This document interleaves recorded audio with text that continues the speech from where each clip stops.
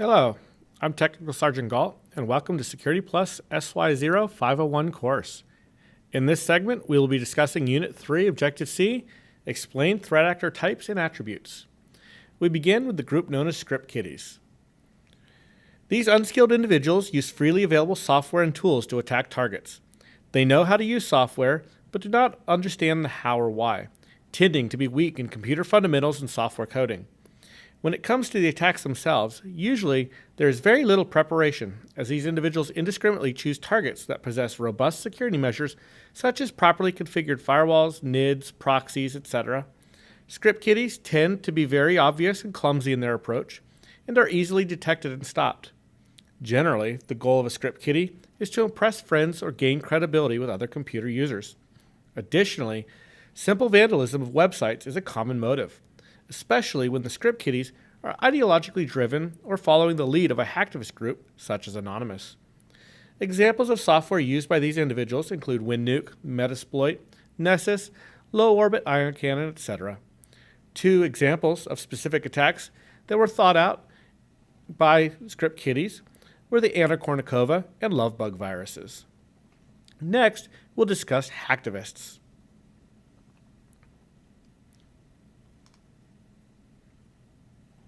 Hacktivists are actors that perform attacks in order to draw attention to a cause such as free speech or human rights, or hinder the support of a cause that they oppose. If the cause is political and or designated to inflict terror, they may instead be considered a cyber terrorist. Hacktivists often conduct a variety of attacks and are generally more skilled than script kiddies. While they often use the same tools that we mentioned, WinNuke, Metasploit, Nessus, etc., they differ in the way that they use them. Hacktivists may be politically motivated, but they also tend to have more experience and computer skills, using tools like scalpels instead of blunt objects. They research their target, looking for weaknesses, opportunities, etc., prior to launching specific, visible attacks designed to accomplish their tasks. Hacktivists tend to use social pressure, emotion, and legions of doting followers, sometimes script kiddies, to help attack or at least obscure the source of the actual attacks. Recently, distributed denial of service attacks have been a preferred method of attacking targets in an effort to disrupt operations, cause embarrassment, or worse. Examples of popular hacktivist groups include Anonymous, Lulzsec Root, Syrian Electronic Army, and Lizard Squad. Next up is organized crime. These are groups of criminals that intend to engage in illegal activity, most commonly for monetary profit, and are significantly in well-defined category of threat actors. Their attacks are designed to either extort money from a target, or the actors are funded to carry out an attack like cyber mercenaries. These elements can be massive in scale and span the globe, or be as small as a handful of people. Examples range from the Keebler Elves gang to the Russian Mafia, and many others who create ransomware, deal in black market data, unregulated online gambling, software and media piracy, and more. The next group is larger. We're going to talk about nation states. The actor or group is employed by the government of a nation state, also known as a country. Because the actor is supported by the nation state, they have significant resources and funding. They tend to follow or support the political or military aims of the nation state and extend their will into the cyber domain. These contracts provide the basis for what we now call Advanced Persistent Threats, or APTs. These actors are hired to gain access to a target network. Once they have access, they quickly and quietly hide their tracks and remain undetected, sometimes for years at a time. The true danger in these APTs is that victims have no idea how long the threats have existed and to what extent the network has been compromised. Examples include the Chinese government hackers and the NSA. Next, we'll discuss insiders. These are individuals who are acting on their own and possess authenticated access and some knowledge of the internal organizational structure. These individuals may or may not be malicious in nature. They possess various levels of skill. However, the fact is that they are already authenticated. It means that they could do more damage in a shorter amount of time compared to an attacker coming in from the outside. These individuals, assuming they are malicious in nature, may act due to anger, revenge, or even just for money.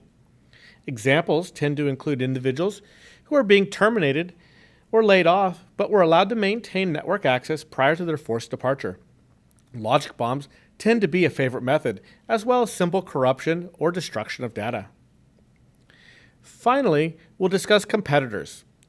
Every organization has a competitor, and every competitor deals with corporate espionage. Corporate espionage occurs when competitors use attack methods such as those mentioned previously to steal, damage, or deny access to corporate resources. Various motivations exist, such as embarrassment, theft of intellectual property, or simple intelligence for planning.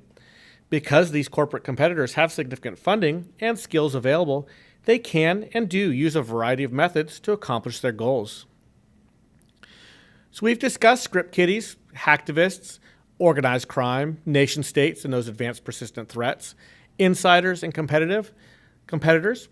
But what about the attributes? What makes each one unique?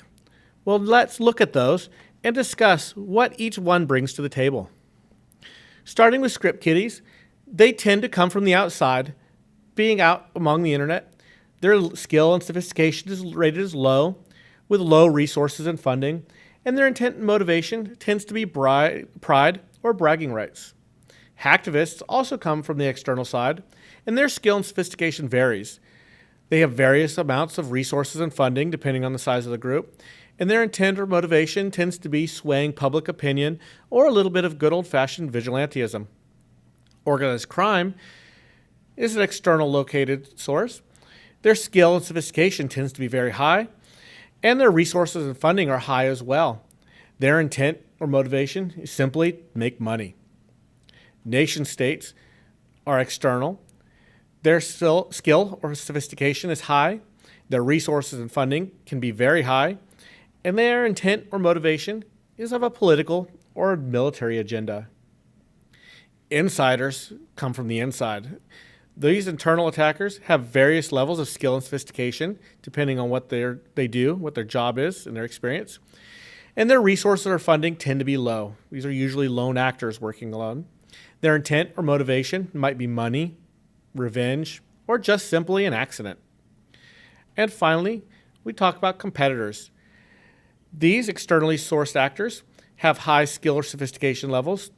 Their resources and funding also tend to be high. And their intent or motivation is usually looking for some sort of competitive advantage. Thank you for joining me with this discussion on threat actors. I hope. Pause. Cut. Thank you for joining me on this discussion today. I've had a good time and I hope you have too. And I look forward to teaching you more. Have a great day.